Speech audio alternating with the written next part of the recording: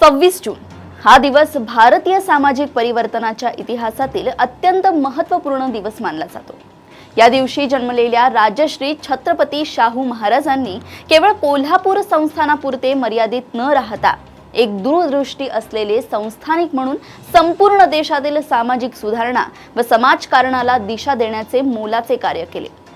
समता, सामाजिक न्याय, शिक्षण आणि लोककल्याण यांची भक्कम पायाभरणी त्यांनी केली। त्यांच्या कार्याचा प्रभाव केवळ देशापुरता मर्यादित न राहता आधुनिक जगातील लोकशाही व कल्याणकारी राज्य व्यवस्थेपर्यंत पोहोचलेला आहे। आजच्या काळात त्यांच्या विचारांचा व कार्याचा आदर्श राज्यकर्त्यांनी स्वीकारणे अत्यंत आवश्यक आहे। राजश्री शाहू महाराजांनी सामाजिक न्यायाला राज्य कारभाराचा केंद्रबिंदू बनवले। 1902 मध्ये त्यांनी मागासवर्गीयांसाठी सरकारी नोकऱ्यांमध्ये 50% आरक्षण लागू केले।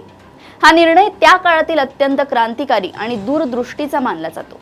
त्यांचा उद्देश समाजात संघर्ष निर्माण करणे नव्हता, तर शतकानुशतके वंचित राहिलेल्या घटकांना समान संधी उपलब्ध करून देणे हा होता। आजही सामाजिक न्यायाविषयीची चर्चा होत असताना राजश्री शाहू महाराज यांचे विचार मार्गदर्शक ठरतात। शिक्षण हेच सामाजिक परिवर्तनाचे सर्वात प्रभावी साधन आहे असा त्यांचा ठाम विश्वास होता। सर्व जाती धर्मातील विद्यार्थ्यांसाठी वसतिगृहे, शिष्यवृत्ती आणि मोफत शिक्षणाच्या सुविधा त्यांनी उपलब्ध करून दिल्या।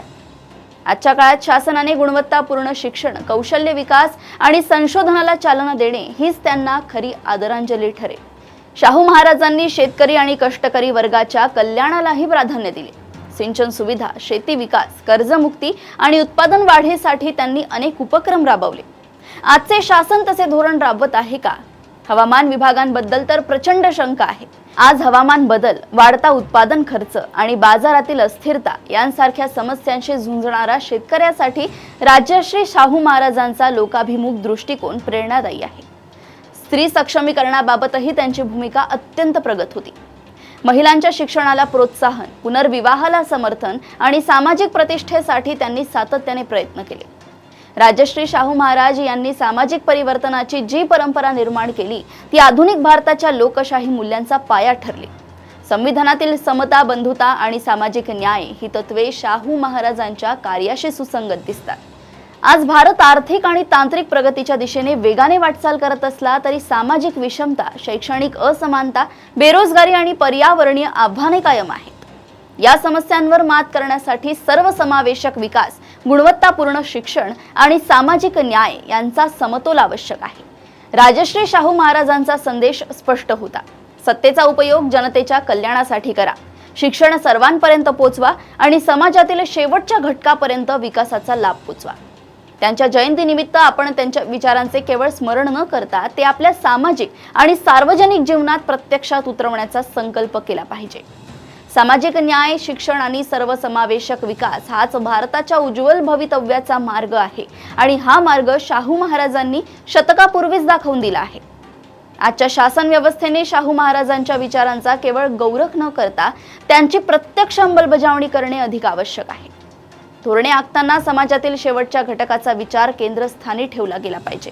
शासकीय योजना, शिक्षण धोरणे आणि ग्रामीण विकास कार्यक्रम यांचा लाभ खरोखरच गरजूंपर्यंत पोहोचतो आहे का याचे नियमित मूल्यमापन होणे गरजेचे आहे।